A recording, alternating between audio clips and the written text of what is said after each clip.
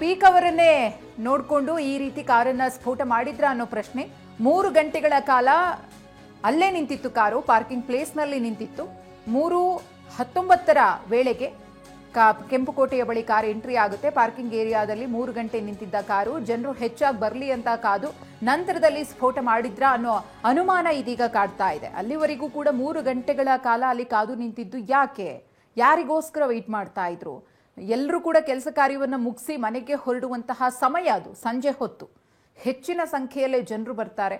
ನಮ್ಮ ಗುರಿ ಏನಿತ್ತೋ ಅದನ್ನು ರೀಚ್ ಆಗಬಹುದು ಅಂತ ಹೇಳಿ ಪೀಕ್ ಅವರ್ಗೆ ಕಾದು ಮಧ್ಯಾಹ್ನ ಯಾರೂ ಕೂಡ ಇರೋದಿಲ್ಲ. ಸಂಜೆ ಹೊತ್ತಿಗಾದರೆ ನಮ್ಮ ಟಾರ್ಗೆಟ್ ಅನ್ನು ರೀಚ್ ಆಗಬಹುದು ಅಂತ ಹೇಳಿ 6:25ರ ಸುಮಾರಿಗೆ ಅಥವಾ ಆಸುಪಾಸ್ನಲ್ಲಿ ಈ ಒಂದು ಕಾರನ್ನು ಸ್ಫೋಟ ಮಾಡಿದ್ನ ಡಾಕ್ಟರ್ ಉಮರ್ ಅನ್ನೋ ಪ್ರಶ್ನೆ ಇದೀಗ ಎದ್ದಿದೆ. ಸ್ಫೋಟದಲ್ಲಿ 12 ಜನ ದುರ್ಮರಣಕ್ಕೀಡಾಗ್ತಾರೆ. ಅನೇಕ ಮಂದಿ ಗಂಭೀರವಾಗಿ ಗಾಯಗೊಂಡಿದ್ದಾರೆ.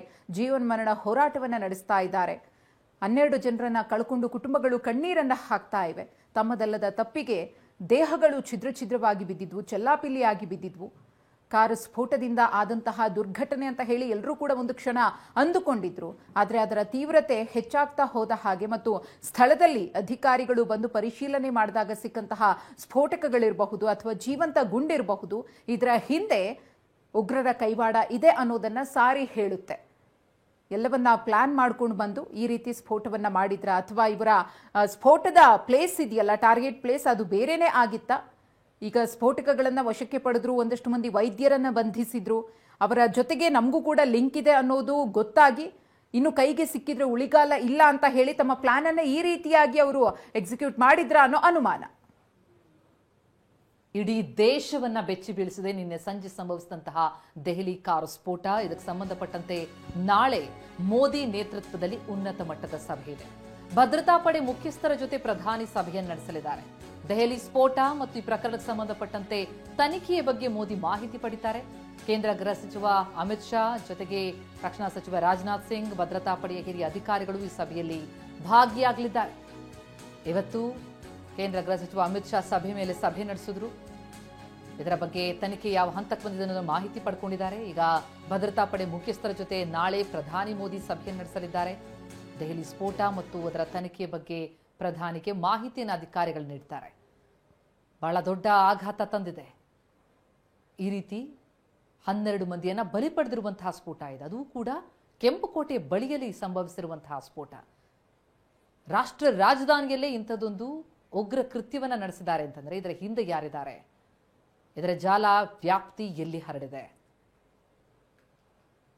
ಆಪರೇಷನ್ ಸಿಂಧೂರ್ ಬಳಿಕ ಮತ್ತೆ ಹಾಗಿದ್ರೆ ಉಗ್ರ ಕೃತ್ಯಗಳನ್ನ ನಡೆಸುವಂತಹ ಧೈರ್ಯ ಮಾಡ್ತಾ ಜೈಷ್ ಎ ಮೊಹಮ್ಮದ್ ಸಂಘಟನೆಗೆ ಕೈವಾಡ ಇದೆಯಾ? ಇನ್ನೂ ಕೂಡ ಯಾವ ಸಂಘಟನೆಗಳು ಇದರ ಹೊಣೆಯನ್ನ ಹೊತ್ಕೊಂಡಿಲ್ಲ. ಆದರೆ ಇದಕ್ಕೆ ಸಂಬಂಧಪಟ್ಟಂತೆ ತನಿಖೆ ನಡೆಸಿದಾಗ ಲಿಂಕ್ ಅನ್ನ, ಡಾಟ್ಸ್ ಅನ್ನ ನಾವು ಜಾಯಿನ್ ಮಾಡ್ತಾ ಹೋದ್ರೆ ಮತ್ತದೇ ಉಗ್ರ ಕೃತ್ಯಗಳು ನೆನಪಾಗುತ್ತೆ.